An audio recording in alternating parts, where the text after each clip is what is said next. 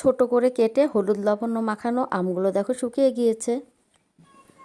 এটাকে আমচুর বলে। কাঁচা আম কেটে কেটে রোদে শুকিয়ে রাখতো, এখন এই প্রচলনগুলো আর নেই। কিন্তু আমের সিজন এলেই আমার ছেলের এটা এতই পছন্দ, আমার অল্প পরিমাণে হলেও এগুলো বানাতে হবে, ওর এতটাই পছন্দ। তো আমি এখানে দেখো 1 কেজির একটু কম নিয়েছি, এতটুকু হয়েছে শুকিয়ে। তো যাই হোক, ওর খুব পছন্দ, ওর হলেই চলবে।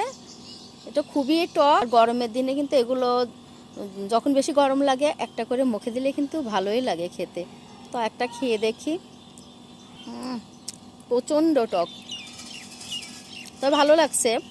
গরমের মধ্যে মুখে দিলাম, বেশ ভালো লাগছে, টক টক টেস্ট ভালোই লাগছে। তো এগুলো এখন আমি একটু বয়ামে তুলে রাখবো, শুকিয়ে গিয়েছে।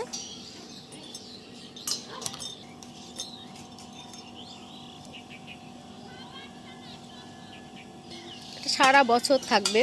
আর প্রচণ্ড গরম যখন পড়ে এটা একটা করে মুখে দিলে কিন্তু ভালোই লাগে।